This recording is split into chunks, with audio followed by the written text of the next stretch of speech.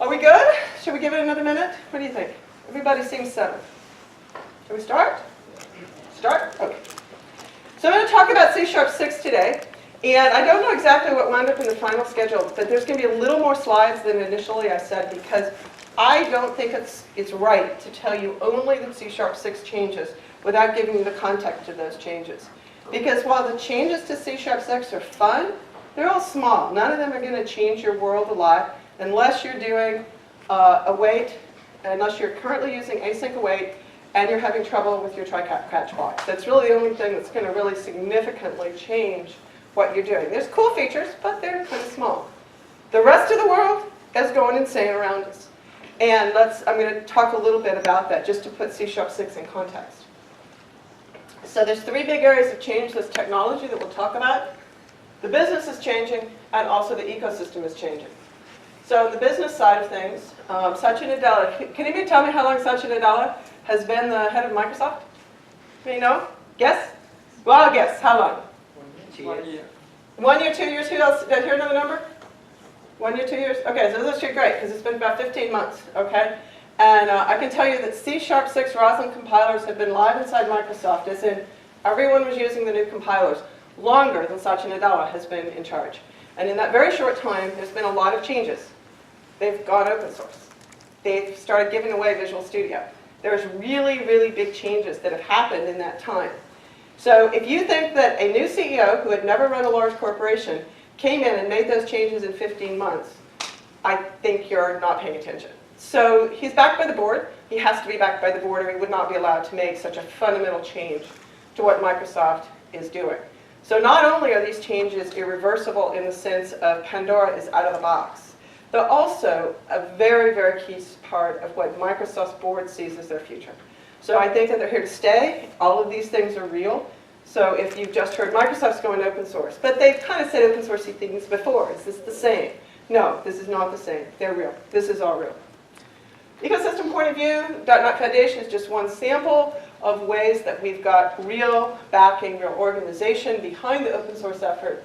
And it's on GitHub, which is the happy little GitHub Octocat, who's kind of stretched there, but there's the GitHub Octocat representing the open source movements. And then technology, which is what we'll primarily talk about today, although I'll briefly come back to this slide near the end. Now, when we talk about technology in our world, it's big. There's a lot of stuff out there. And the first part is the .NET Framework, and that's what we sit on. If you haven't heard, that phrase means something new now. There has not just been one .NET Framework for about 8 or 9 years, maybe a little longer. There's been several .NET Frameworks. They were all big monolithic things, and they were hard to work with. And if you wrote for the desktop, you rewrote for the phone. And it was a huge mess. And then we got something called PCL, Portable Class Libraries, came along. Have you heard of those? Anybody heard of those? Yeah. So that was effectively deep in the bowels of the system. They added interfaces to understand what was common. And then they exposed that to the UI, to Visual Studio. And so if you checked boxes and said you wanted to go to Silverlight and the phone and the desktop, the only things you were allowed to use is things that they would all understand. That was a library that all of your different applications could use. So when you compiled into the phone or into the desktop or into Silverlight, then it said, oh, well now I'll take that and make a library that makes sense to me. And that was Portable Class Libraries. It was an enormous effort. It's going to go down as a footnote in history, because then they trashed that idea. It's still there. You can still use Portable Class Libraries. But what's far more important now is that they're reorganizing the .NET Framework. They had to do some organization to make that happen. And now they're splitting it up in a big way in what's called .NET Core 5. .NET Core 5 comes up in a couple of different ways. One is .NET Native. And if you haven't heard, you will be, actually, you're somewhat doing it now. You'll be doing it more. Compiling for small devices directly to native code. And so the IL is going to be mushed up. That idea goes away on devices where it makes no sense at all, such as a small device like a phone. So we have a world now where we have the smallest devices we can create, have the same thing in common as the largest devices, the largest servers that we run. They have the same things in common. So odd as it sounds, the core, the project .NET Core 5 actually serves those two masters right now. We don't know when it's going to come to the desktop or ever it will. because we don't yet know how it'll relate to the WinForms WPF kind of worlds. In terms of ASP.NET 5, that's the .NET Framework. Big changes coming. .NET 4.6 will stay. Now the hardest thing about what we're facing right now is naming. This is horrific, horrific naming. And it is terrifying if you simply look at the names and you say, wait a minute, my .NET 4.6 that I know and love and that I know just has small changes, well, it's going to be replaced by .NET 5, except it's not. If they could have come up with some new names, I think that would have been dandy, because then we could have understood .NET 4.6 going forward with desktop, server where you're using it, ASP.NET where you're using it, all going forward, while in the separate stack, Core 5 is coming into play. Will we all be on Core 5 in 5 years? Maybe. But certainly not for the next 3. 4.6 will continue to evolve. It does evolve in this round. So then we go to probably the next most important thing is ASP.NET. And were any of you in Brock's talk that you just had? A few of you? Okay. So Brock just talked about this in a big way. I'm going to just do like the 10-second version. And all I'm going to say is that it's split. It's the most complex, so I put a box in there. And what I just said about .NET 4.6 and .NET 5 being two separate, like think of them as two separate products. They're going to grow in their own stacks for a while. And maybe 4.6 will eventually go away. But they're like two products. They're not like one product that got its name switched. And that's the confusing thing about what we're looking at. ASP.NET is even more so. Because in ASP.NET, big things go away. Web Forms goes away, System.web goes away, and Web API is merged in with MVC. Those are enormous changes. If you happen to be using MVC, you can probably make the switch to ASP.NET 5 fairly easily. If you're using something else like Web Forms, well, we may eventually have a replacement for Web Forms that makes it easy to build web apps with the same kind of mindset Web Forms uses. But Web Forms itself depends on things that will never go to ASP.NET 5 because they depend on IIS, they're intricately related to IIS, and the point of ASP.NET 5 is it does not rely on IIS. It can run on any platform. Are you kind of with me a little bit? Are these numbers totally confusing? With me? Okay. So I love it. It's ASP.NET 5, MVC 6, and Framework 7. Those are the new ones, and they all have their old ones staying alive. So Entity Framework also is an enormous jump. I won't go into it except to say that there's two ways you can use Entity Framework. One is a mapping approach, and one is a code first. It was what initially called out, while the phrase code first no longer has the meaning it once did. What is called code first in any framework will survive, the other will not. You're doing mapping, that won't go forward, but any Framework 6 will survive for a very long time. Any Framework 7 is going to reach beyond relational databases and look at NoSQL, so it's actually very exciting. That's it on these, unless there's any questions. I want to get to C# 6. I just have to give you a little bit of background, because this is the big stuff. Okay, compilers and languages. As I said, some of you heard me say, I think the new compilers are a huge thing. I'm doing a talk tomorrow called 3 Ways Roslyn Will Change Your Life, which means 3 ways the compilers will change your life.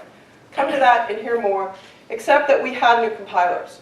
And the most astounding thing, the really big news, is that I'm not up here giving an entire talk on breaking changes.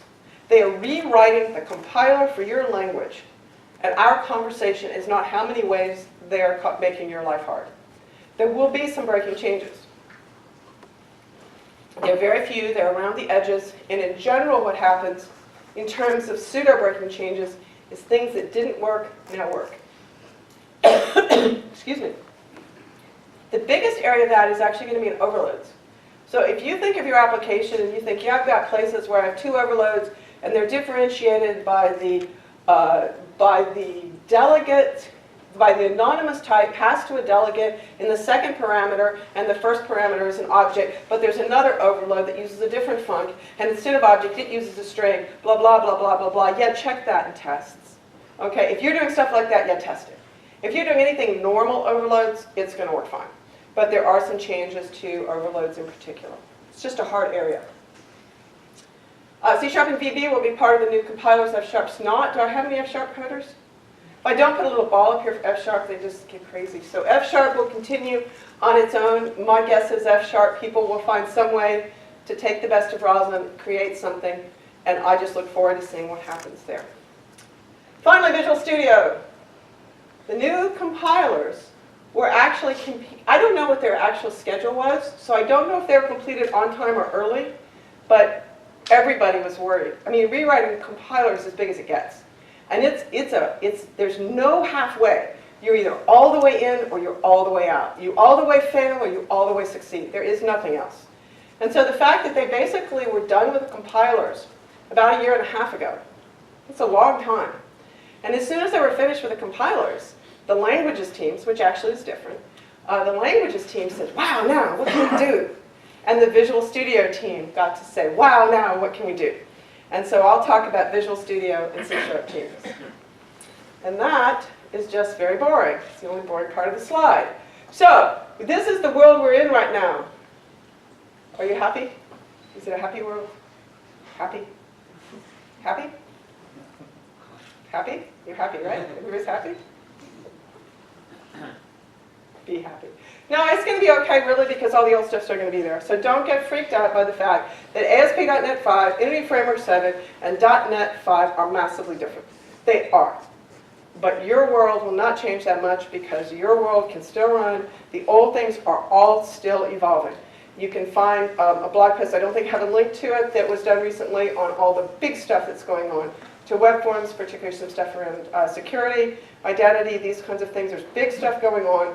They're not abandoning the old tools. They're moving forward. Any questions on all this? I think we get to go play. Let's go play. There we go. I have Visual Studio 2015 already open. You might notice at the top it says CTP. There is an RC out. If you download something, you will have an RC.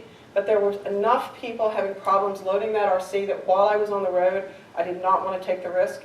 So I have not updated to the RC that came out at build. Before build, I couldn't put it on my machine because if I showed it to you, they'd have to shoot me. So now you can be on the RC. There'll be no real changes from what you're looking at. The only changes is more stability. So I'm going to create a new project. I'm just going to create a console application, give it a default name, nothing fancy here. And we're just going to play in this space. Now, I assume that's big enough in the back because I made it really kind of big. Is everybody in the back happy? Okay, good. I can make it smaller, but we'll just leave it there. What I'm going to do is create a customer class. And I'm going to give it a date time, which is going to be a property on the first time this customer made an order. So I'm going to just say date time, if I can type, and it's going to just be first order. And the way we've always done this is just do a get and a set. And there we go. That came back a few versions of C#, and it's a nice, quick way to do it. But now I don't have any default to this. And I could add a constructor and give a default. But wouldn't it be cool if right here, right next to it, not off in a constructor, but right here, I could give it a default? Something like, this is going to be a little bit narrow, I'm afraid, but we'll just wrap it. How's that? Okay, that works now. That's called a, what is it called? It's called a auto property initializer. Okay. Now we've got that. That's pretty cool. I like that. But now I'm going to create another property, which is going to be a string for a name. And we'll make it look the same, except this one, I'm going to go ahead and assign it in a constructor. So I'm going to make that set private. And now this time around, we're going to get here by a constructor. And now we're just going to say name equals name. How boring is that? Okay. So now that we do this, because it's only being assigned from the constructor and nowhere else, and I don't want it to be assigned anywhere else, I want that name to be immutable, unchangeable, I can delete that. Now that looks kind of funny, so look at it for a minute. You're going, wait a minute, how can you do that? But you'll notice there's no squiggles. Okay, so we can now have a property that is only set in the constructor and can be set nowhere else. During construction is the phrase that we use here. Any questions on that? Sorry, if that was from an interface, if that was implementing an interface, would you be able to do the same thing, or would it block you? Yeah, no, well, if the interface required the set, it would block you. But if the interface didn't require the set, it would be happy, because this is all just wrappers just like the auto property in general is just wrappers on some magic in the background, and it's that magic in the background that the interface goes against. So the interface could actually care less. But if the interface wanted a setter, of course that would not work. Anything else?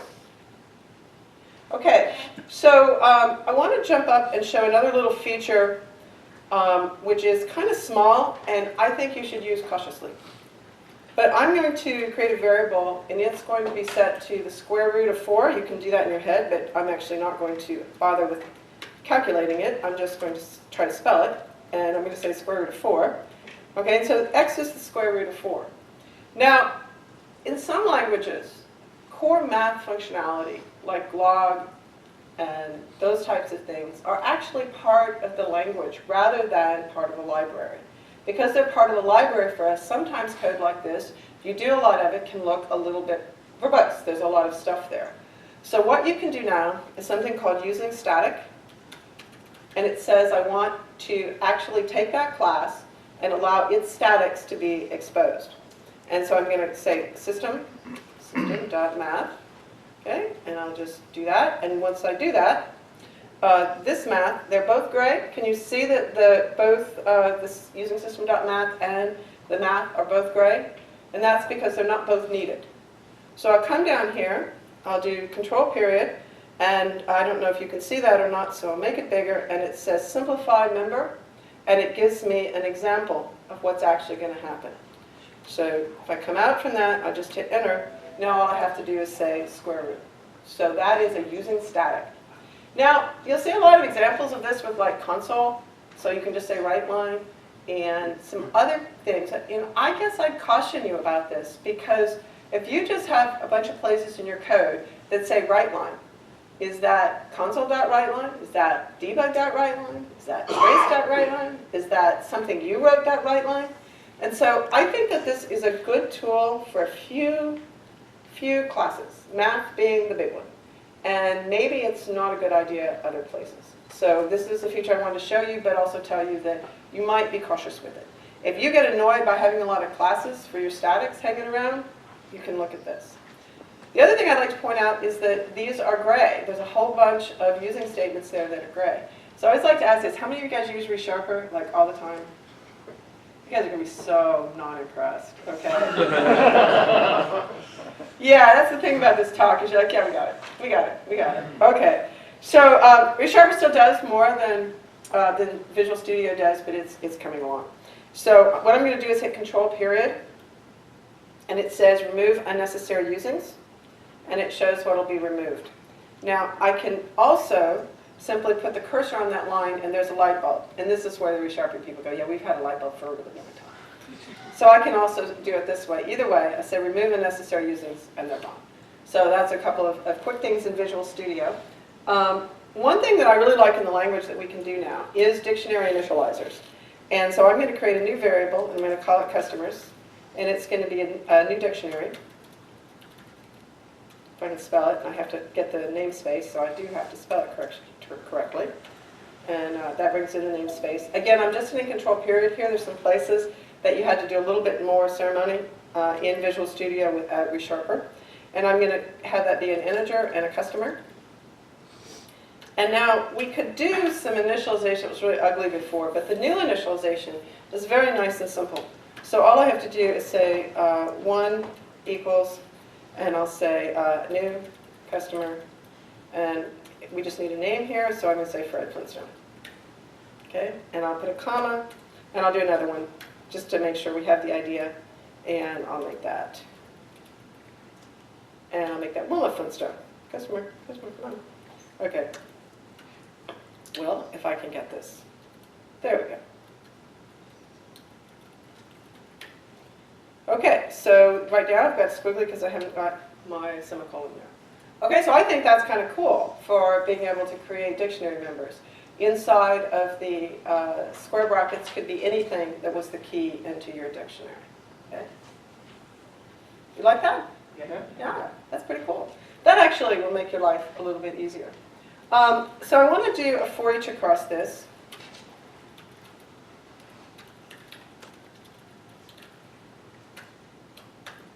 And now I'm getting to have a lot of code here. I've got, I don't know, what, 10 lines now? That's going to be a lot for me to have without making a new method of it. And so, again, just don't. If you've already doing ReSharper, you can just keep doing that, okay? I'm going to hit control period. I'm going to hit enter for extract method. It's going to pull the method out. I'm now going to do control backspace to rename it. I'm going to call it process customers. I'm going to hit control period again because I want to rename that method. And it's going to say rename the method, new method to process customers. I hit enter and I'm done. Now I can do that in about a second and a half if I'm not going slow to show you. Yay! Okay, I'm really excited that Visual Studio itself is catching up to ReSharper a little bit. So I think that's great. Hadi's here someplace. So tell us what great things ReSharper will bring into the future. So I want to also inside here, I want to call a static method, which is just going to call. It's going to just be a slow process. That's what the name of the method is. We always need slow processes, right? And we'll go ahead and pass the customer to that. Again, I'm going to just control period to create the method. I'm going to F12 to get there. And this is going to be a slow method, which means it's going to await. And it's going to be task.delay 1000. So that's just a slow method. It's nothing else. It's squiggly because I didn't say async. And when I come up here, I'm now going to add an await right here. So all I've done is add something that is going to this method, also known as to be async. Now I'll talk a little bit in my workshop on Friday about async and await, and I'll just tell you right now this is really crappy use of async and await.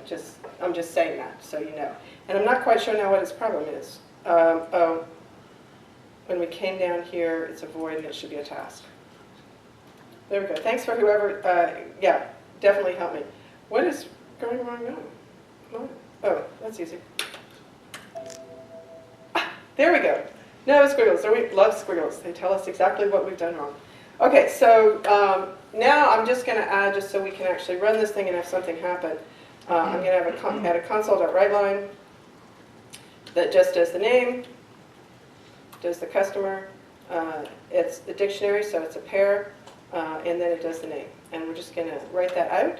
And then in order to see that, I'm going to do a couple of things, one of which is I'm going to say console.writeLine, and I'm going to say waiting, and then I'm going to say console.read. Okay? So let's run that, make sure I haven't screwed anything up, and here we go. And so we should say waiting, Fred Flintstone, Wilma Flintstone, we're done. Okay? So if you haven't worked with async and await and you're a little confused by why waiting came first, it's simply because the others are set off and they're running and they're waiting while we go on with the rest of the app, and it stops at the read until the other things complete. But what's really, if you encounter this, it's the one big technical, we couldn't do it well before and now we can do it now, thing that's in C#6 is this, which is why all of that was so that I could put this in a char block. And now that it's in a char block, I'm going to add a catch. And at the moment, I don't need anything in the catch to prove my point here, to make the point, so I'll just do this. And now, well, actually I do want to put something in here. I want to put an await in here. And I'm going to create a logger method, and it's going to have a log async property. And that's going to take a message. We're going to give a really good message. Great message. So now we control period to make it, and then control period to create it. Oops. Control period. Come on, come on. What is your problem?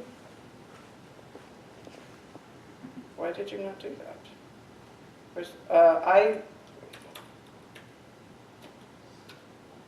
I must have accidentally made a method. You guys probably went a little bit. I generated a property when what I wanted to do was generate a class because I went too fast. So there we go. And now I can do that again. Generate the method. Go there. And we're going to have the absolutely brilliant await, delay. Again, For reasons that aren't clear to me, it can't figure out that that was async, even though this time I did call it with the await. And I'm going to then, see, isn't this an exciting application we're writing? It's because I do want to show you what's behind this. Now, one thing I'm doing right now, I'll go ahead and show you that I find very cool, is that I struggled with using the first letter. We've had Pascal-based IntelliSense for at least one version of Visual Studio, I think two, so that if I want to say right line, I can say capital W, capital L, and it'll figure it out. But for whatever reason, my brain doesn't think about the word right as a W. It thinks about it as a W-R-I. My brain doesn't work that way. So if I can say W-R, it's L-I, that's faster and easier for me to do. That's natural for me. So it's very easy for me to do that. And that is now this partial word IntelliSense is now supported in Visual Studio 2015. And I find that to be a real time saver for me. And so now I can just do that, and I'm just going to leave that as V instead of changing it to message. Okay? So now I need to go ahead and make this, to do anything fun here, I actually need to have an exception happen. So let's do this, and we'll just make it equal to null. So now we should have an exception, so we should see, oops, let's run this. Fred Flintstone, Wilma Flintstone, oops, come on, say oops, okay. Okay, so now we can actually have an await in a catch or finally, and that actually, if you had encountered it, which one person already asked me about, it's a big deal. Otherwise, you will encounter it, and you will never know how painful it was before we had that. So that's the await catch finally. Now another thing we've had in Visual Basic. Do I have any Visual Basic programmers that want to raise their hands? I'm a Visual Basic programmer too. I do C# and Visual Basic. I have a long history in both languages. So is there anybody? Nobody? Nobody at all? I hate that. Oh good, yes. We have at least one person. Yes, Visual Basic is a great language. And one of the things it's had for a very long time is the ability to do a conditional catch. So what I want to do right here is I'm going to say only catch when the current customer, and I have to say value because it's a pair, dot name is not equal to Wilma Flintstone. So if it's not Wilma, then we are going to start. And I did forget the reason that squiggle is I forgot the parentheses. It's very C# looking, which is great. Okay.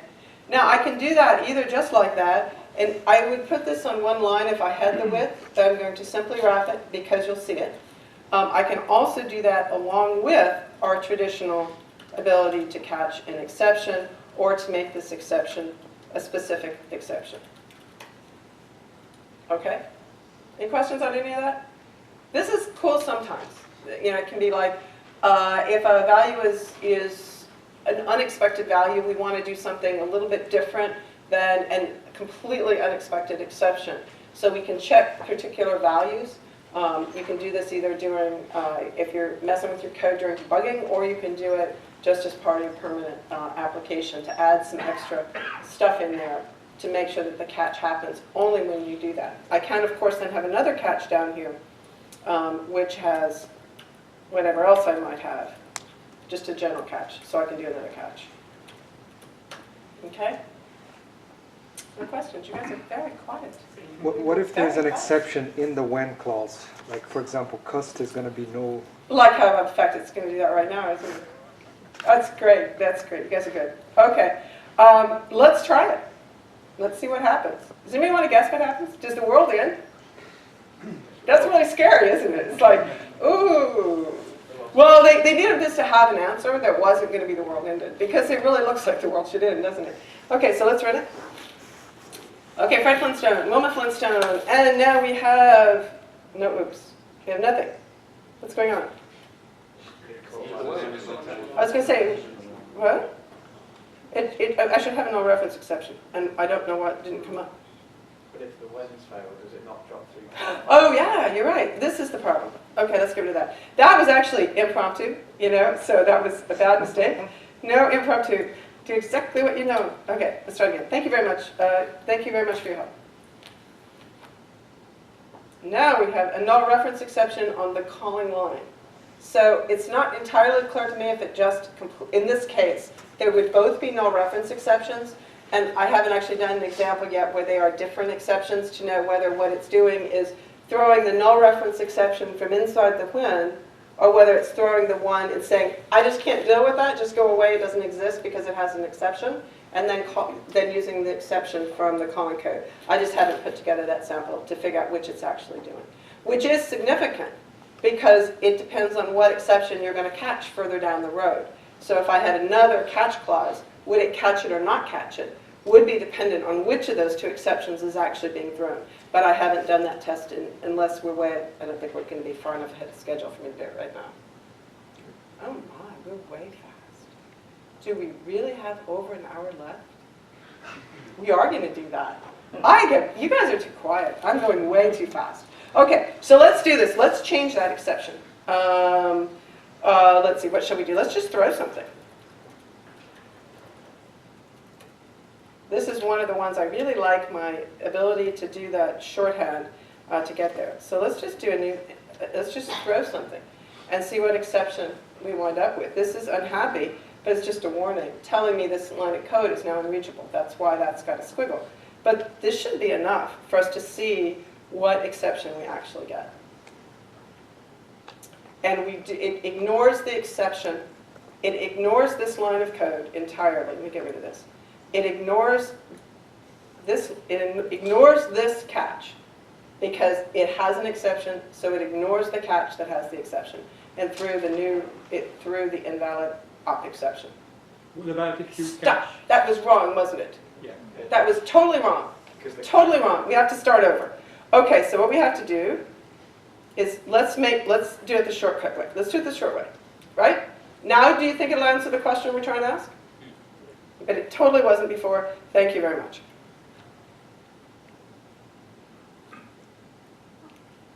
Okay, so it still threw it as an invalid operation exception. And if you didn't catch what I just changed, it never would have caught here because it was a null reference exception, and since now it's an invalid operation exception, that never would have been relevant. It had nothing to do with the fact that we also have an exception happening right here. We have an exception happening right here later, not right now. You know what? I apologize. This is what happens when you go off the script. You see me make mistakes. Learn from my mistakes, okay? Do not take this as a bad thing. Take it as I'm ahead of her. Why is this not relevant? Can anybody see why this is not relevant or have a question you want me to type in the immediate window to find out if this is relevant? That's Fred. It's Fred. Thank you. It is not relevant. What is relevant is it relevant? Okay, I will tell you the truth. I need to blog about this because I'm a little bit confused right now. It threw this. I believe it should have been caught there. Fred is not Wilma. And therefore, actually, it should have gone there. And well, let's see. Let's see. If we already saw oops, then maybe we're good. Cust.value.name. Let's see what that says. It is Wilma. Other than totally confusing you with what's going on. Don't you hate that? The code is cool and I'm not. Okay, the code is cool. So let me show you. This is very relevant. Let's go over here. Okay, it went through first and it had Fred. And it said, oops. It went into that. There was no exception. Everything went the way we would expect. If we look back at the code, the first time we threw the invalid exception, it went into the catch. Everything was cool. The second time we did it, which is the one we're on right now, is not relevant to the question we're asking because it's not going to go to that catch because it's on Wilma. It has nothing to do with the fact we have these two competing exceptions, which is the whole question we're trying to ask. So what I need to do is get rid of that by simply setting the next statement. Set the next statement. Set the next statement. There we go. If you just change I have an idea of just changing the order up here. Is that what you were going to suggest? if you just change the name that you're checking in the exception to not one of the ones that's there. Because the case you're worried about. I like that. I like that. Is the null ones. I like that. Thank you very much. It's a great idea. It's a great way to test.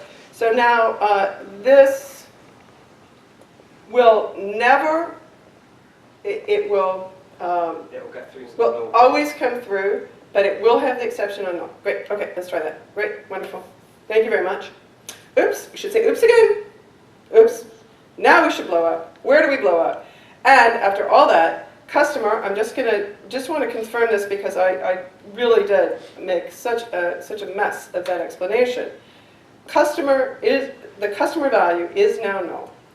And the question is whether or not when the customer value is null, and this throws an exception right here, right here, right here.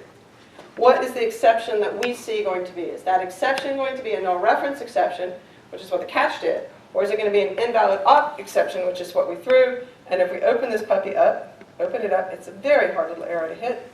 We're going to see the invalid operation exception. So when the catch clause throws an exception, then the when part of the catch clause is always evaluating to false. That's what we finally got to, with a whole mess of getting there. But you guys were great helping me. Okay? Always be careful when you go off into left field in the middle of the talk. Okay? Any questions or comments on that? You guys care about conditional? Do you think you'd ever use that? Do you think it's interesting? We use them sometimes in Visual Basic where we've had them since the beginning of time. And occasionally they're interesting, and sometimes, it's not something you use every day, but sometimes you do. So it's kind of a fun You do little- when in the exception property. I'm sorry, what? So with the catch exception X, could you put a when EX dot, or would you not support that? You should be able to. What do you want to know? We can say like, let's just for right now say just EX is exception. No, that's totally moronic. Yeah. But let's just do it. I see no squiggles, so I assume it works. Oh, cool. Okay? Yeah. Okay. So just because I don't want things to mess up too badly later, I'm going to go back to that just so that I don't have any problems. Any other questions? Right, I see two questions up here. When condition ordered, so if you've got an exception that meets two criteria, we'll just take the first one, I guess. Yeah, so if you were to have, yes, and so one of the things in C#, which Visual Basic does not have, is that if a catch clause could never be reached, you get a warning about that. That's not going to happen as often because it won't be able to evaluate the fact that you have two when clauses. So if there's a when clause, it kind of says, well, maybe it wouldn't fit. And so it's just going to go on, and it's not going to give you warnings as reliably as it did before. It's going to test them from the top, and it's not going to think about the fact, there could be some stupidity you could do, like when true, that it might have an understanding of, but it's generally not going to understand your when clause. It's just going to say, I'll test the first one, I'll test the second one, I'll test the third one. And I assume it only tests the ones that match the catch already, if you have a catch. But I just like to say, if you put a side effect in here, then you're on thin ice, okay? However, it's done. It's an abuse that is expected enough it won't blow up, like forever. The reason you might want a side effect here, and this is why it's not an irrelevant question that you're asking, and you want to be a little careful about how this goes, is that you might have something going on in that when clause that has a side effect of logging. So let's say that you have you're catching null reference exceptions, and you have a catch null reference exception, and you want to log that you had a null reference exception. You might have a when clause that always returns, would always return true or false, which whether you wanted the rest of the catch to happen or not, and it logged it. So if you wanted to have it just hit the catch clause, log, and then go on up the stack and do nothing, it would always return false. If you wanted to hit the null reference, log it, and then do something inside that catch clause, then you would have it always return true. Now the benefit of having that logging happen from the catch clause, we have a null reference exception, we have a side effect of logging, it never goes inside there, it always returns false, is that you've not touched your call stack. Your call stack is completely perfect, and no effect whatsoever. And you trot back on up the call stack having logged that it happened inside the snippet. That's why this abuse is interesting, and it is considered abuse. And be careful anytime you're logging on performance, because it definitely can have an effect. I have a course in Pluralsight on that. I can talk for way too long. Catch me over beers. I talk way too much about tracing, but I won't do it right now. I'm restraining myself. But it's a great question. There's another question like 2 rows back. Yeah, Yeah, I was just wondering if you had another catch there without a when clause on, Yeah. Put that invalid exception. Yeah? It would have just carried on without. Well, right now, because the first one catches it, it would except- catch it unless it was, and if it was, it would catch it unless it was Wilma. Yeah. And then it was, I'm sorry, this is a double negative. And then if I had another catch that either caught everything or it caught only invalid op exceptions, then it would be caught there. Yeah. So Oh, you're saying with the exception happening when we have the null? Yeah, that's what I mean. Oh yeah, I think it did that. I think it did that the first time. I think I had that up there earlier and we had to yank it out to even do this test at all. Yeah. So yes, it will. Yeah. Yeah. Great question, though. I'm glad you had it. That was such a mess right there. I'm glad you brought that back up. Anything else? Okay. Well, let's see what else we have to talk about then. There's a feature that is, I actually thought was kind of, I don't care. And now I really like it.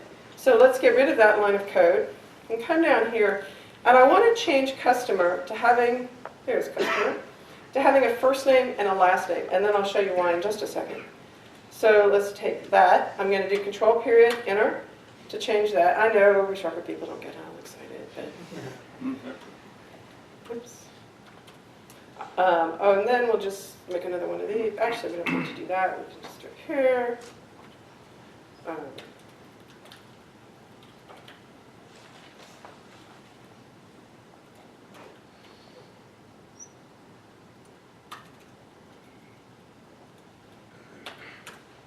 Now, oh, I hit the wrong one. I want to hit there. I just hit it too fast. I'm very bad about that. I want to generate the property instead. And I don't want it to be there. I want it to be up next to the other one. I apologize here. We'll get this. Oh, what a mess this is. Okay, let's get, my mouse has gone nuts. I think I've got it this time. Okay, and then let's get this worked out. And there we go. Get a little bit of neatness there. It's still messy. We'll just live with it.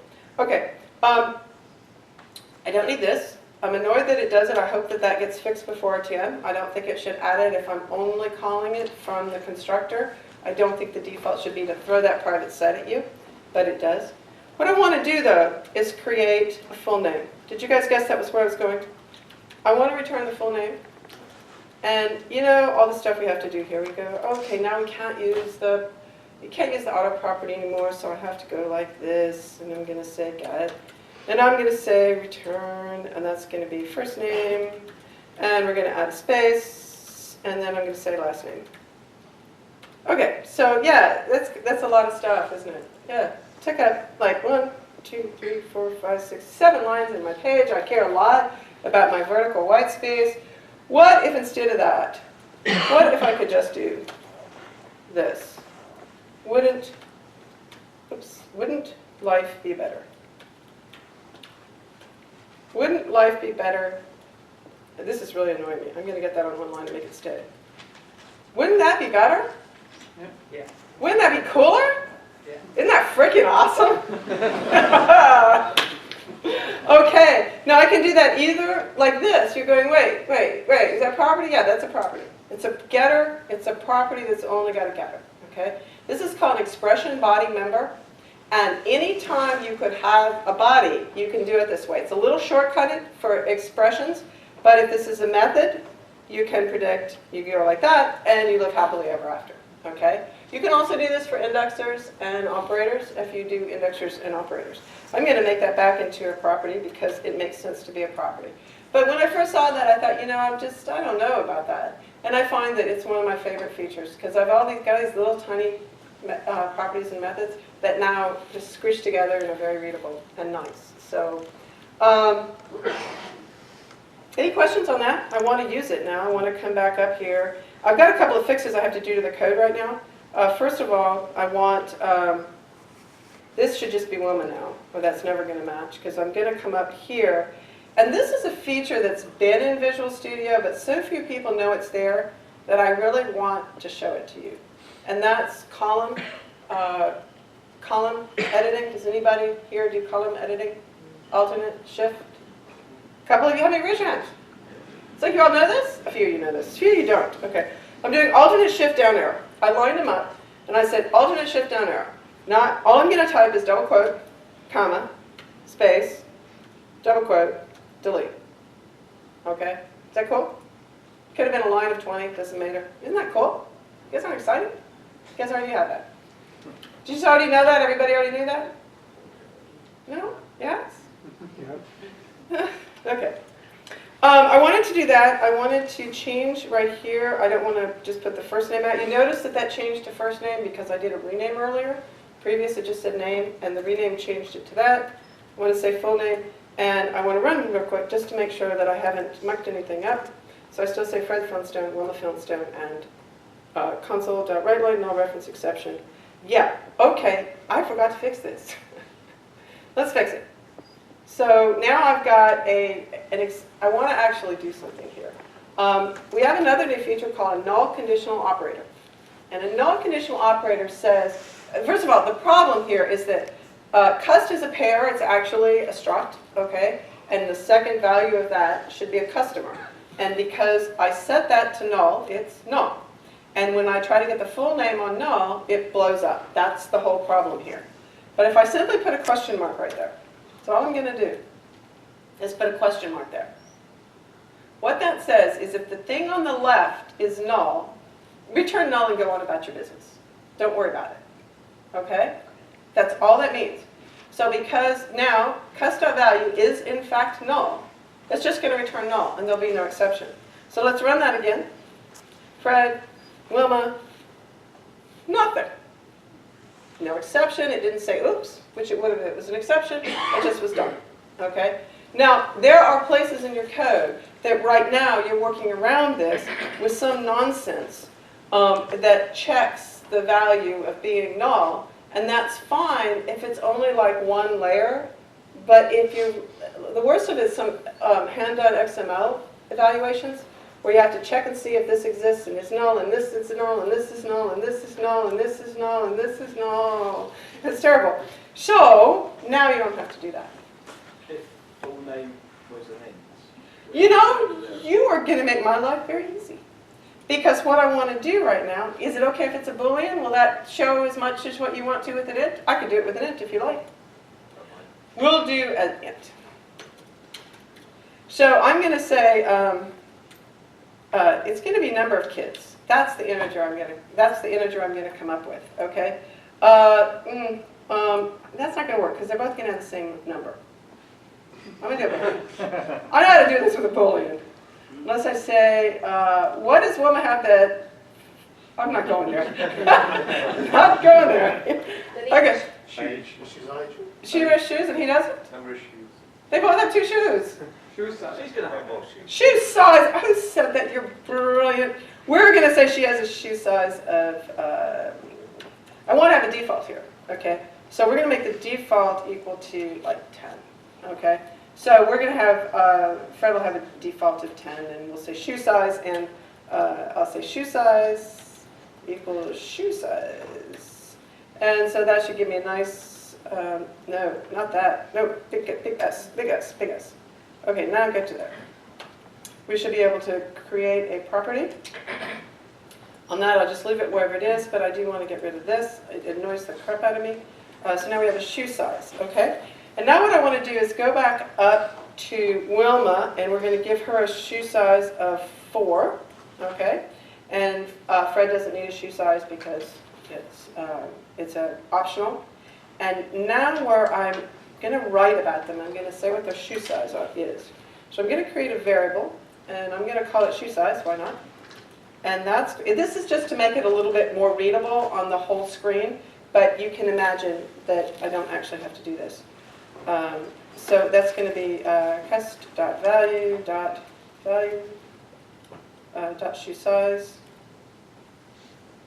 Okay, so now at this point, this is going to throw an exception on null, correct? Because the value is going to be null, and for exactly the same reason we threw an exception on full name, we're now going to throw an exception.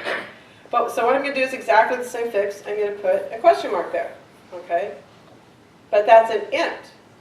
A string is a reference type, an integer is a value type. So the question is, what is the type of shoe size? Anybody want to guess? Null-aborted. An int? I heard an int. Do I hear anything else? Null-aborted. A nullable int. Are there any other options? An object? I don't know. It's a nullable int. It has to be nullable now. Because the return value, when this is null, the return value will be null. When this is not null, the return value will be an integer. It will never be, if the beginning part of it is not null, it will always have an integer because the actual type down in the customer class is not nullable. But the variable here has to be a nullable integer, which I can show you by hovering over it, and then I'll make that bigger for you. So that is a nullable integer.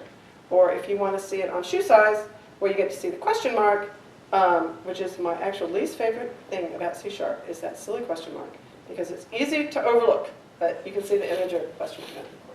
Okay? Any questions on that? What about if you put .val, like .value? I want to put something, you're saying that, where do you want to put dot value? Yeah, .value. Dot value. You can't on shoe size. It's an integer. So I could say shoe size dot. I guess I don't know exactly where you're going. Do you want me to do this? I can do value there. But this shoe size, I'm sorry, they're both named shoe size.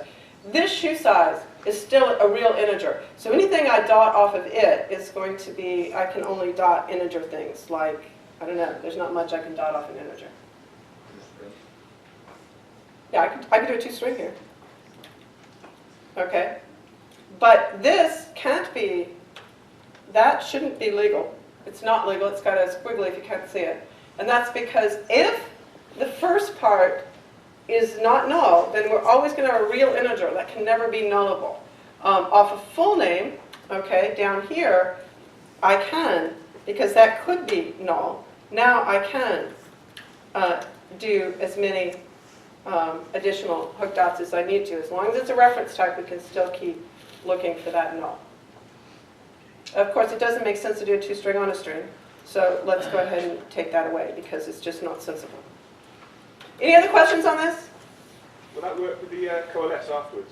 You've got double question mark and set the default to shoe size there. It should. It should work. It's just going to be nullable. So if you're going to coalesce, you want to coalesce right. You want to like come out here and coalesce. Yeah. So yeah. Just after this. Right. So it's going to return a null. And so let's just say you're going to coalesce to 0. Okay, that should be perfectly fine. There should be no problem. It's fully nullable at this point. There might be some weird cases where you might manage to confuse it and need parentheses. I don't know of any, but it fully is nullable at this point, so you can absolutely coalesce it if you want to. For those of you that aren't familiar with the double question mark, it just means that if this is a null, please do the thing that's next. Instead of the null, replace it with the 0. That's what I've just said here.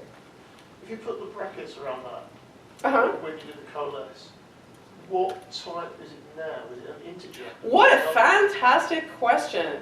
And that is, I don't know actually. Because it might be, it shouldn't matter whether there's parentheses. Actually, it should just be the coalesce. But I think it's not going to be that smart. It is that smart. Can you see that? Do you want me to make it bigger? It's saying integer. It's not a nullable integer anymore. So the coalesce actually returns it to an integer. And it should not matter whether we have the parentheses, and it does not. So that is a great question. Thank you, whoever got us down the coalesce path, because I had not actually done that. So that's fantastic. Okay, any other questions? Yes, great questions. Took me a little get started with the questions, but now that we've got them, we're getting great questions. That's awesome. Okay, so what I want to do now is I'm going to scoochie this over a little bit so we can kind of see this, because actually, let's just wrap this. That's going to make it a little bit better. So what I want to do now is I want to write something that's a little bit more. So I'm going to say name is the full name, okay? And now I'm going to do like this, okay? And now I'm going to say full name, and then say plus, and now I'm going to say shoe size. This kind of stinks, doesn't it? Shoe size, we've got to get that, and we're going to say this, and then we're going to say shoe size. Okay, and it still kind of doesn't really fit really well. Okay, that kind of stinkies, right? That is ugly, right? Everybody likes that? Okay, so I'm going to put it back on one line just because it's going to make it a little easier to compare, and then I'll just scroll around for you. So what I want to do is I want to make a copy of that. And I'm going to change this to be what you can already do today, which is right line takes a format string. So this is just the same as if you did string.format, but I'm just sticking in the right line so it all stays lined up. And I'm going to say 0, and then I'm going to take all of this. We're going to be putting that out at the end, so I'll just get rid of it and stick it in the buffer. And then I'm going to get rid of this part, and then I'm going to come over here and I'm going to say 1. And then I'm going to come over here and I'm going to say, we're going to put it right here, and then we're going to say concise. You guys are so good. Let's not do that. Let's not fix that plus. You guys are saying that there's a plus right here, right? Is that what somebody was saying, or was there a different problem you saw? Pasted it on the line. Pasted it below. Oh, thank you. That's really bad. I didn't want to do that. I wanted to paste it right here. Right here. Thank you. There we go. Comma. Okay. But there's another thing here, which is that there's a plus there, but I'm going to leave that plus, okay? Because I want to remind you of what happens, okay? That looks pretty good. That looks pretty innocent. I told you there's a plus, but I bet if I hadn't told you there's a problem, you might not have seen it. And let's run. See what happens. Waiting. Ah! Oops. We have a problem. We crashed. We crashed. And that's because the format is wrong. And that's because format exceptions are, string.format is very, very easy to ditz up and not give it the right number. And that's why. Now it'll run because I've given it 2 things. And now we're going to see it's repeated because I have it in there twice. Okay? And I'm apparently missing a space or something because it's not quite lining up. But we're going to ignore that. Okay. So let's go back and do this one more time, and we're going to do it a different way. That's not the one I want. I want this one. Okay, so this time what I'm going to do is I'm going to put a $sign out in front. I love that because it looks like an S kind of. So it's a special kind of string now. And I'm going to get rid of this, and I'm going to put a curly bracket. Now I'm going to put another curly bracket right here. And then I'm going to show you that I have full IntelliSense, okay? So once I go inside these curly brackets, I have full IntelliSense, everything works. Even though I just made it, like, go away. Okay, now it's not happy because I haven't, like, finished it yet. So now I'm going to say, great, let's get rid of this part, and then let's get rid of this part, and let's see how this all looks, and then we'll go up here, and there we go. Okay? So now I've got 3 different ways to make this statement. If I can get it on the screen the way I want it. Come on, don't do this to me. 3 different ways. Which one do you like best? The first one? It's way better. It's way better. Okay, they all do exactly the same thing. So I'm going to get rid of these other 2 and run this just so you can see that one work. And so there we go. Okay? And the 0 is still there because we still have the null coalesce in there. Otherwise, that would be blank for null again. Okay? So that is string interpolation. 30 minutes. Okay, this will be good. This will be great. You can actually finish just right on time. Okay. On that one, sorry. Yeah. If you put an ampersand in front of it, would it, do they work together? If you want to ignore the Oh, let's try. characters. I know that there's been a lot of discussion on that, and there is a small chance that that is actually still changing because string interpolation has been a very evolving piece. A couple of pieces evolved themselves right out of language. We argued so much that they said it's too hard to quit. But I'm going to guess it doesn't work, but let's see what happens. Right now I have a squiggle, so it doesn't go before. I know it's hard to see that squiggle, but let's see if it has a squiggle if it's afterwards. Ooh, no squiggle. Okay, so what we're going to do is we're just going to say, let's do this the simple way. Let's just say, okay, shoe size goes on a new line. Okay, it's going to have lots of spaces in front of it, but we're just going to ignore that. So let's see. I think that's very cool. I haven't tried it, but it works as we'd expect. So yes, you just have to put the @ sign after the $sign instead of before it, and then you get your string literal, which is the logical way for it to work. That's great. We'll just fix that just for fun. Okay, any other questions? Because your questions are awesome. No? We're good? You like string interpolation? It's like, it's not going to change your life, but it's going to be nice. Now there is one problem with string interpolation that you should just know going in, and that is that it is like, remember I did 3 versions, now I've erased them, but I did 3 versions. One, they were concatenated together, and in that version it was pretty obvious that that was not going to localize.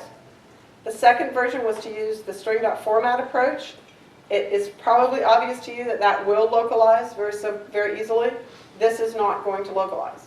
So if you're doing localization, you're going to be doing string.format so that you can get that ordering of your pieces from your resources and get things to be put into the right order and get the surrounding words to be correct for that alternate language. So that's the downside of this. The other downside of this, I've come to think is not a big deal. I was very concerned about it for a long time, and now I'm not. It is up to the language what it does with this line of code. And it can do one of a number of things. One of which is it can turn it into that very first one I showed you with the concatenation, and that is actually the most likely thing it will do. It also can turn it into string.format. String.format is considerably slower than the concatenation. And so were you in an extremely high performance situation, you were Google, you were somebody who really, really, really cares about microseconds, I would probably keep a small eye on this. If you were doing a lot of these, I would keep a small eye on it to make sure that you weren't slowing yourself down over the concatenation, which is the fastest way to do it. But this is compiler magic. So this is the languages team, not the CLR team. So the languages team are turning this into either string.format or concatenation for you. And in many cases, the logical thing for it to do will be to turn it into the concatenation. Okay? That's the cool thing about languages, is they get to take and turn it into IL however they want to. So this is one that they just turn into the IL that they think is appropriate. Okay, so there's one more thing I want to show you in languages, then I'll show you a few things on Visual Studio. And that is that I want to come down here into this logger, this oops, and I want to at least say something about what was going on. And what I'm going to do is I'm going to use the string concatenation. Let me go ahead and put that $sign in front. I'm going to use that. So I'm going to use the brackets. And in there, I'm going to say nameOf, open parentheses, cust, close parentheses. Now let's make another copy of this. And you can ask reasonably, why are these two things different? And let's make that even a little bit more complicated by saying in, and then we'll say nameOf. The name of this method is process.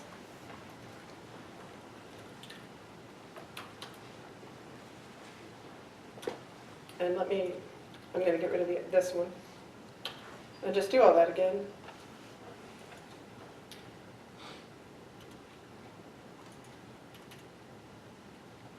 Now, the first thing I want to show you is that you're noticing that we have a different problem right there. Okay? Let's get over there. Okay, the first thing I want to show you is that I didn't have an ampersand in front, so it doesn't want that to close curly. It doesn't like that. That's silly. Okay. Now, these things, if they ran, would output exactly the same thing, except that the second one has a squiggle underneath process customer. Because the name of this method is not, in fact, process customer, it's process customers. And you notice that IntelliSense was quite unfriendly to me making that mistake. I had to work hard to make that mistake in order to make this point. So first of all, the nameOf operator allows you to be more correct, and it's going to help you to make that correct and process customers instead of process customer. The second reason that this is cool, this is better, is that you've been very patient with this very bad variable name. This is not, in fact, a customer. I keep putting value after it because it's, in fact, a customer pair, a key value pair. So I'm going to call it a customer pair instead. I'm going to hit Control period. I'm going to do a rename. And as you see, it is fixed everywhere except right there. So I would have to manually, if I want to report that variable name, I have to manually keep it up. And that's quite troubling. It's quite a pain in the neck to do. So that's this nameOf, while it looks a little bit like what's the point, it actually is very valuable to you, and you can use it anywhere in your code, not just in an interpolated string. I happen to be using it in an interpolated string. Now I also want to remind you of something that not everyone is using this way, but this is not, there's a simpler way to do this. So what I'm going to do is I'm going to go back to my logger class that I created earlier, and I'm going to create a getMember name method, and I'm simply going to, come on, that should just be a generate the method. I'm going to go down there, come on. You did generate it, didn't you? What went wrong? Okay. Oh, my fault. Did you generate the method? Even though I was all ditched on it, it still generated it. Okay, oops. So we're just doing F12 to get there. And now what this is going to do, that you've had this, is it's going to use the caller member name attribute, which I'm going to have to bring the using in for. So there gets the using. That's a string. And it's going to be member name. And it's going to be equal to, the default is going to be nothing. That's how you use that. And all this is going to do is to return member name. That's all this does. That little piece of code right there means that here I get the member name of my current, whatever I'm currently in, whatever my current property or method is. So now when I run this, and I need to ensure that I'm going to actually hit that, so I'm going to remove, well, I'll just remove that question mark, which takes all of this into, misses all of that up. Now I should be happy. Now I should throw an exception. I should get oops 3 times. But first I have to look at Fred and Mama, and now I should see that the problem is my catch did not work correctly for the same reason we evaluated earlier, because I do not have a question mark right there. Let's try that again.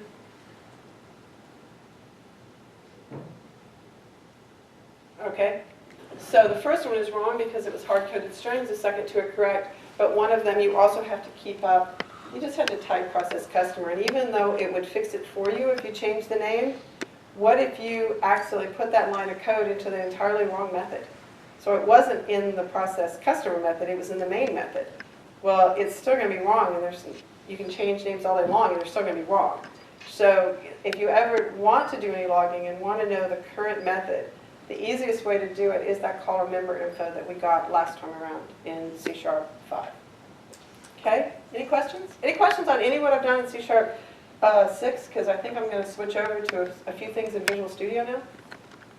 Yes? That nameOf, Yeah. use that in the property changed event handlers. Yes, you absolutely can. There are a couple of ways to do property changed, and if you send me an email, I'll either put a link on my blog, which is, I'm going to move my blog, so I've been ignoring it until I moved it, except I haven't gotten it moved, and so I've been ignoring it and all that.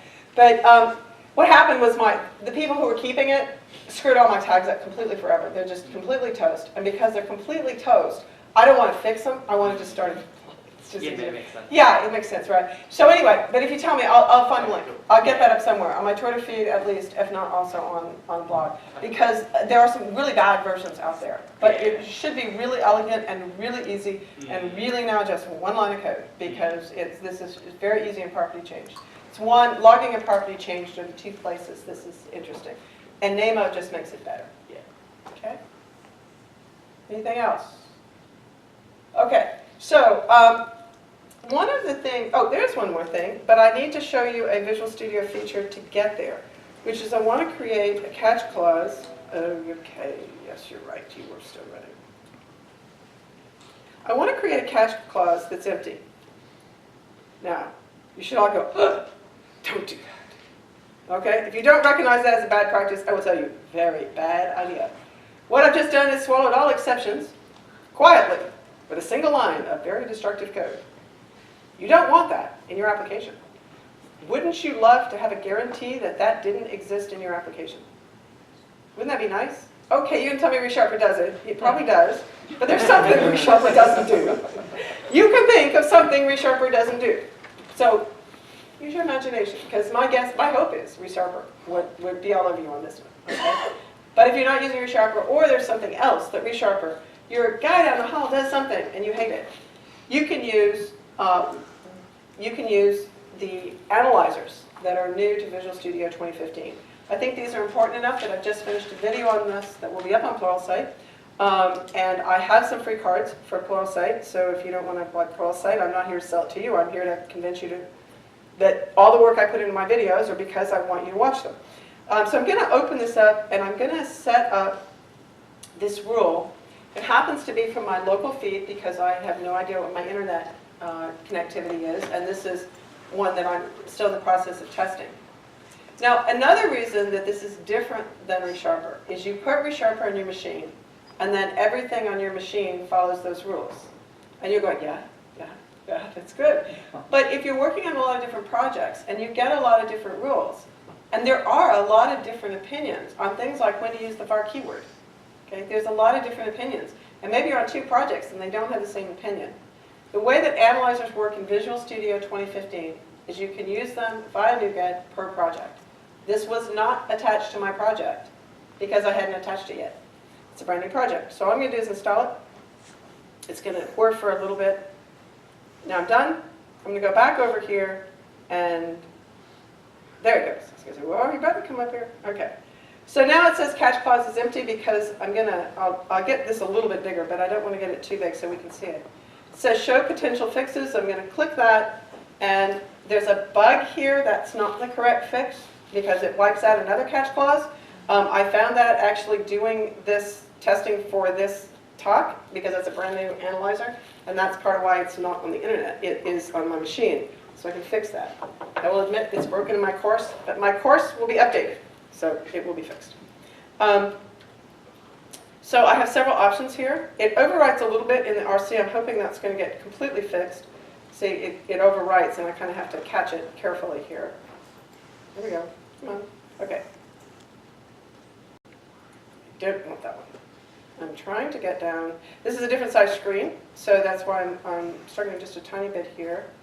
Oh boy, I'm going to try one more time here, and then I'm going to have to do something else, because this is not going well for me to get to the...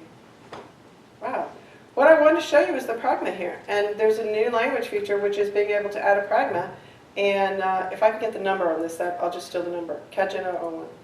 Okay, we'll just type it, because you can also do that. It was going to enter this for me, Pragma. And then it's Catgen, warning, I guess I have to say warning. Catgen, disable. I haven't actually ever typed this before, I've always just let it go in. And so Catgen 001, and then I'm going to have another line here, which is going to, this should say enable. Restore. Okay? They would have put that in there for me. That was what I was trying to get done. But there's a bug where it's overwriting that little menu, and I couldn't get down to where it said suppress. And there's 3 ways you can suppress things, but the Pragma is a language that is new in the language, that Pragma directive. It's ugly. It's really ugly. So hopefully you won't need it very often, because you can also suppress with an attribute, but it's going to be up on the method. It's not going to be right here because you can't put an attribute right here. All you can put is the Pragma. And so it's just ugly. We are not going to ever disable that warning because that's a horrible line of code that we're going to make go away. So that's gone now. I am going to quickly uninstall that because I'm a little bit uncertain of its overall testing scenario. So I don't want to crash because of my brand new analyzer.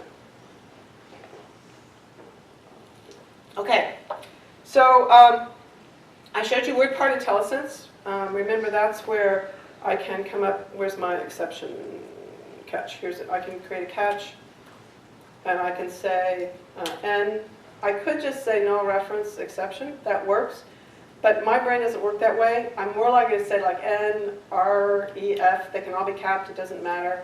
I can say n, u, r, e, f. It doesn't matter. Okay, so I can just type that however I want, and it'll find it for me. Breakpoint peak, let me just check my time real quick. Breakpoint peek. How many of you use breakpoints when you're debugging? How many of you use conditional breakpoints when you're debugging? Regularly or just every once in a while when you really remember because they're a pain in the neck to use? They're a pain in the neck to use because of this weird dialogue. It's for two reasons. One is this weird dialogue. So what I want to do is we'll go up here and we're going to be crashing here, right? So if I make this, let's just make a copy of all this. I don't know, let me ask a question. Do you guys think that there's any value to you if I post this silliness that I've been coding? I mean, I'll post it if you want, but I'm not sure that there's really any value to it. So I'm just preserving it in case somebody convinces me that you guys actually want it. So I've just made a copy of the part. I want this to just crash, so that I can play with it in terms of breakpoints. So what's new? There's no new functionality. It's a new UI. And the new UI, I think, is ugly. But that's okay, because it works. This new little flower, it's supposed to be a gear, but I always think it looks like a flower, brings us down to this new breakpoint peak. If I go to conditions, I can now say, the condition is custPair.value is null. I want you to stop when that's true. Now the great thing is I can see it. I know what's going on now. Before I had to open up a dialog to remember what the stupid filter was. And it's now right here in my code. So I can run, and it's going to stop there, and it's not going to throw an exception, and I'm going to be able to take a look at that. Okay? So there we go. We're at our breakpoint. Okay? That's cool. I can do all the normal things I can do at a breakpoint. The next thing that I can do, which you actually can do right now, but it's a little kind of pain to do right now, and it's going to be, I'm going to change this. Instead of having it be a conditional expression, I'm going to have it be a hit count, and I'm going to have it be a hit count of 9. That's a lot of 9s. Let's have that. Okay? What does that mean? It will never actually break there, right? But that means it will hit its exception. You can also do this with two different lines of code. But what I'm going to do is I'm going to allow it to have the null reference exception. I'm going to have it go away. And can you see what's right here?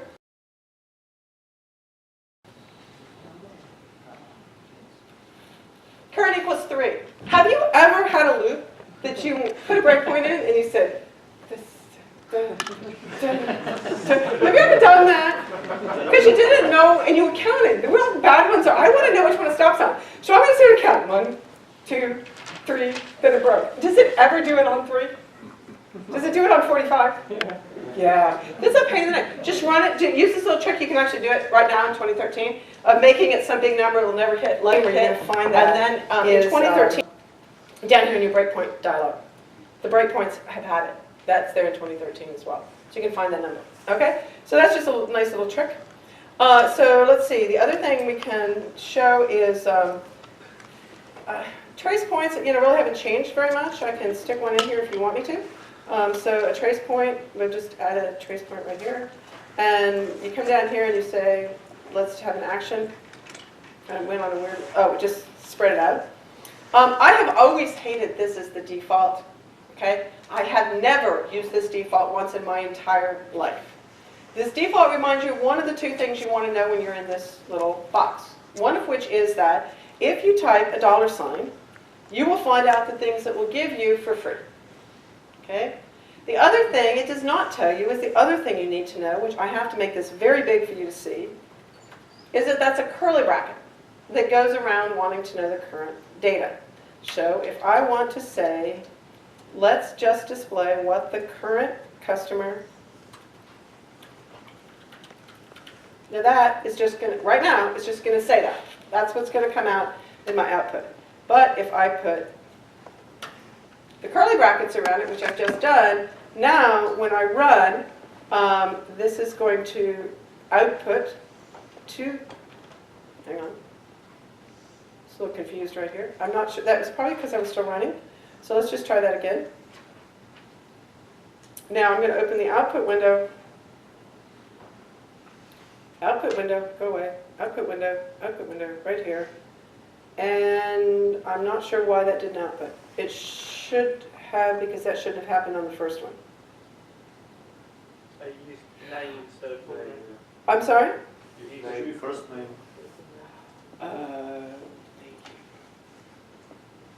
Thank you very much. Ah, have you ever done that? Have you ever done that? You want to jump out a window right now, especially in 2013, because you just had to go through all those dialogues and you got to set up and it's perfect. Why doesn't it do? Why can't you undo right here? Right? It's like, why don't they do that?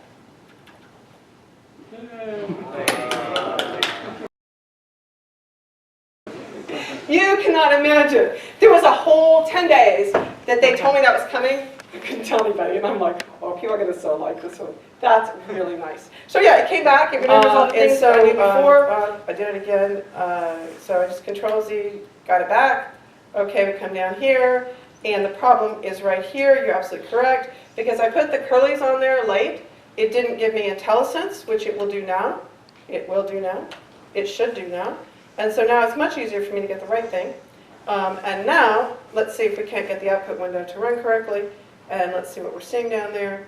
And now we see Fred and Wilma because we see the first note coming out. Right here. Right here. Kind of hard to show that. Right there. Okay? Any questions on that? It's pretty cool.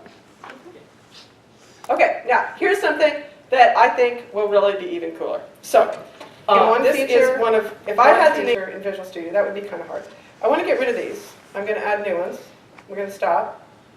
And now what I'm actually going to do is I'm going to start by putting a breakpoint right here, which will actually happen before I go into the loop, and right here, which will happen after I finish the loop. So I've got those two breakpoints.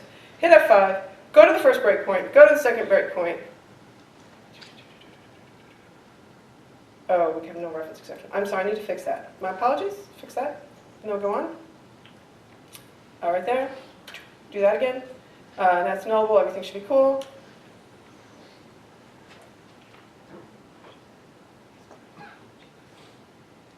Okay, now I will make this very big. I want to make sure that you guys can see this. That's called a perf tip, okay? So let's think about this for a second. How many times have you needed to find out a little bit more about how your application is running? How many of you, as soon as you need to figure out how your application is running, open up a profiler? Yes, a few of you do that immediately, right? I don't even believe you do it immediately. Okay, how many of you have ever put a line in your code, that said console.writeLine or output debug.writeLine, the current milliseconds, and then you started a stopwatch. You start a stopwatch, you put the end of the stopwatch, you put that in your code. Have you ever done that? It's done for free. That's what I just did. I did nothing. Okay, I just put breakpoints in. I stopped between two breakpoints. That's all I had to do, and I got that number. Isn't that cool? It's the first thing I want to say. Very cool. I'm very excited about perf tips. The second thing that you no longer have to do is, have you ever wanted to know where your application was slow, gone to a fairly high level of your application, and gone F10, F10, F10 to see what was slow? Or run, did something like that where your application, if it's going, as you hit F10, F10, F10, and you're going, that's the one I want to look at. Have you ever done that? Yeah. Never again. Okay, never again do you have to do that. That's only the elapsed time between the two breakpoints. It's totally cool. Now, you'll see it says less than or equal to. I love that less than or equal to. It's very sweet. It's because Dan Taylor and the people who do this use profilers. And they understand profilers. And they're very keenly aware of the fact that this is an imperfect number. And because you're running inside Visual Studio, you're probably running in debug mode, that number may not be correct. I think you should look at that number as a very, very good starting point, and please don't bet things on that. Don't spend 3 days doing an optimization that you don't believe in anyway, only because of that number. That number will, in almost every case, it's really hard to think of any cases. They involve weird GC happening, blah, craziness. It's really hard to imagine where it will ever be any higher than that, but it may be lower. So you may have something Visual Studio did that messed you up. It may happen maybe as much as 1% of the time, which is enough that you should be able to. Now just for fun, let's try one other thing and then we'll go back to slides and close up, is let's stop. Let's get rid of those two breakpoints, which I can do down here, but breakpoint dollar's not there, forget it. I'll do it here. Okay, I want to put a breakpoint here, and here, and here. Okay? And so let's just see what that number is. So you can see I'm talking to you. This doesn't count. This time doesn't count.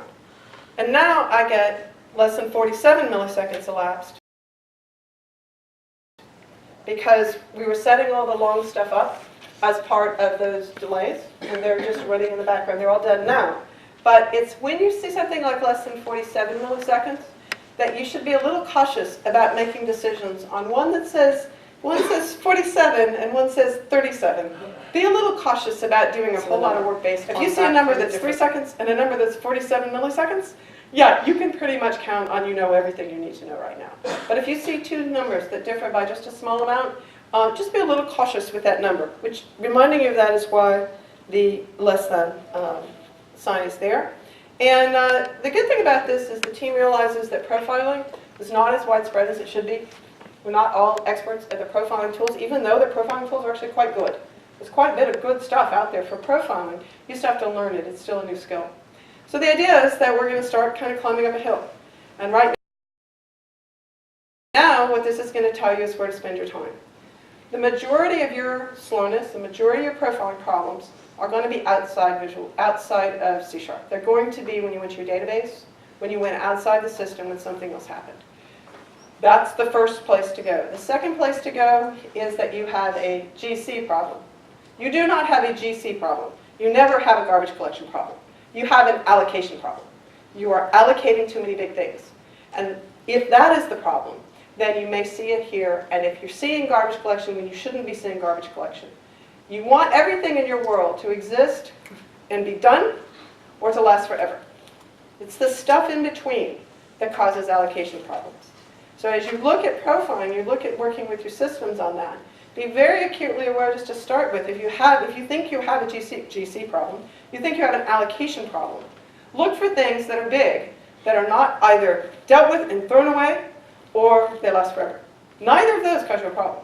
It's the ones that are around for a while, they make it into Gen 2 garbage collection, and therefore they have a slow moment to be gotten rid of.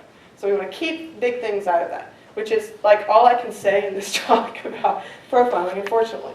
So, we got through, oh, there's one more thing I have to show you. Big deal, okay? How many of you remember Visual Studio 2010? When we were able to make the text bigger and smaller through control like this, okay, right? Everybody remembers this? It's better now. There's this, with my fingers, come on. With my fingers. Are you happy? Come on, make smaller. It's confused. Okay. I just want to do it right now. It should be. Anyway, I can also scroll. See, I can scroll. Okay. So native touch. Are you excited? Yeah. Okay, that's touch. Okay, let me just check my time here so I don't run you guys over after I said I would be good. 14 seconds? Okay. That is what we just did. That's what we just did. I'm going to skip this, which is just the big thing is if you don't already know, Visual Studio is free. It's free for your mother, your daughter, your friends. It's free for everybody. You all, if you're in this room, probably have a copy of Visual Studio. Okay, there's my references. You may take a picture of that if you like. Gosh, it's already down to 0. Can you give me 1 minute to take any more questions, or do you guys really want to run right now? Anybody want to ask a question? It's always hard to ask a question when we're already out of time. Anybody have a question? Yes, right there. With the, well, I hate unnecessary variable declarations when you like on an out, for example. So it was on the blog that it was going to include that, so you could do it inline. Yeah. That's not going to happen right now. Right. It turned out that there was some extreme messiness in some, I can't remember if it wasn't association on that. There was something that deep in the bowels of that we had a very hard time deciding on, and it was declared that it was so hard to decide we weren't going to do it right now. Sorry. So yeah. Same with the private static thing. We couldn't name it, so they decided if you can't name it, we're not going to do it right now. It's very sad. But yeah, the declaration expressions, that's what you're talking about. Declaration expressions didn't make it. That's sad. We might get something close enough to it with the type work for the next one. Okay. Anything else? Thank you so much for coming. Thank you.